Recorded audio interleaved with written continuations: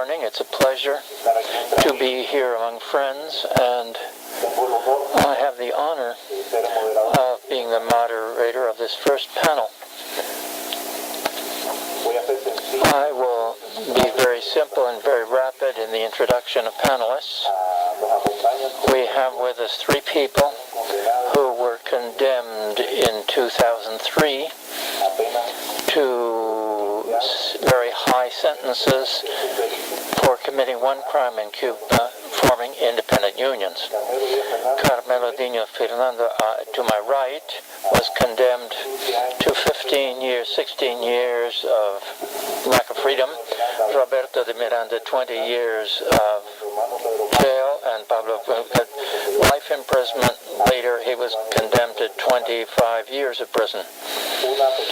A small introduction of the panelists for the audience. This will give you a view as to who these people are. Many of them are well known to you already, because actually during the years that they were in prison, there were many tokens of solidarity they received from all over the world. And actually, I would like to tell you who these people are briefly, and they tried to develop independent unions in Cuba, which would be worthy representatives of these workers, which unions are not free in Cuba. Professor Roberto de Miranda is the director of the Teachers Union in Cuba. The Teachers Union in Cuba is a non-government organization which was founded by Robert in 1996. The organization seeks to remove ideologies from Cuba, and they denounce violations against students and professors and teachers who do not share the political ideals of the Cuban system. Roberto de Miranda founded the independent library Perela in 1996. As I said, in March of 2003, in a summary judgment, he was condemned to 20 years of prison. His crime was being an independent teacher, and in Cuba there should be education in accordance with universal principles.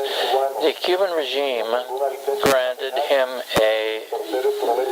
because of freedom from prison, because of a health problem in 2004. Later on, after this leave from prison, Mr. Miranda and his wife, the lady in white who's present here, whom we recognized yesterday afternoon, continued their work in opposition with organizations and educators of workers and the Cuban working population. Our friend Pedro Pablo Ramos,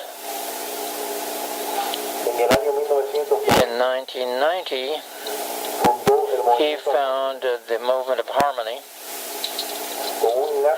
with a commitment to the rights of workers. He participated in 1991 in the participation of the Independent Union Organization organized in Cuba. It was called the General Workers Union of UGTC. Several years later, in 1994, he was elected president of the Labor Union of Cuba. In 1995, he joined the Independent Union of Cuba, UCI, to originate the Council of Cuban Workers, of which he is the president presently.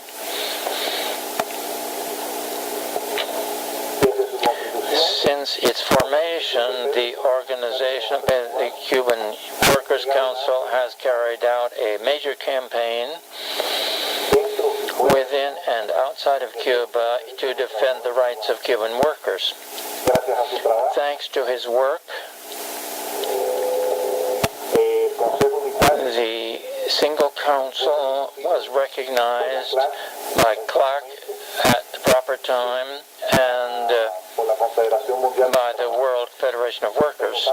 Pedro Pablo Ramos also was a member of the Reporting Committee of the United States and the executive of the Citizens of the Varela Project. The 5th of April, as I mentioned before, he was condemned to 20 years of prison. He served 5 years in prison on infrahuman conditions, and he was released because of the Spanish government's intervention with the Cuban government on the 16th of February of 2008. And from prison, they put him in a plane, and he was sent to Spain.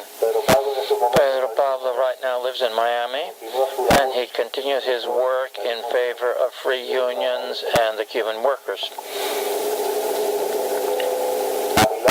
Beside me, Carmelo Diaz Fernandez.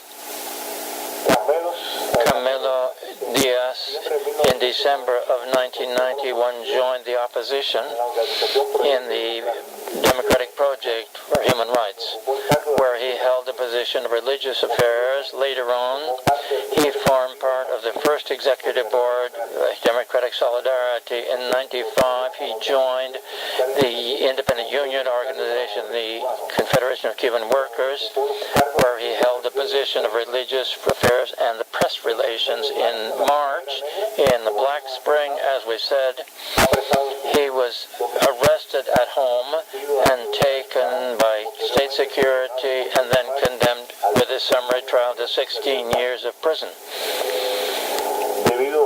Due to a serious health matters, heart problems, he received permission from the Cuban government, and this didn't stop him. In the first interview he granted when he left jail, he publicly expressed to all the media that he would continue his work, and if this involved his going back to jail, he would do so. He was afraid, as any Cuban would be, but his fear did not stop him from working in favor of independent unions and defending the rights of Cuban workers. Our friend Carmelo, in 2008, founded the Federation of Independent Workers in Cuba. At this time, he runs by Mr. Carrillo, a union leader who later on you'll have an opportunity to hear by telephone. This is the group of the 75, condemned also to 25 years of jail. And when he was released in the past few days, these people, he decided to remain in Cuba at the cost of going back to jail at any time. That is the introduction of the panelists. The panelists request, as Tom asked, a 12-minute presentation to allow at the end of the panel's presentations a certain amount of time for questions and answers. We'll begin with Pedro Pablo, please.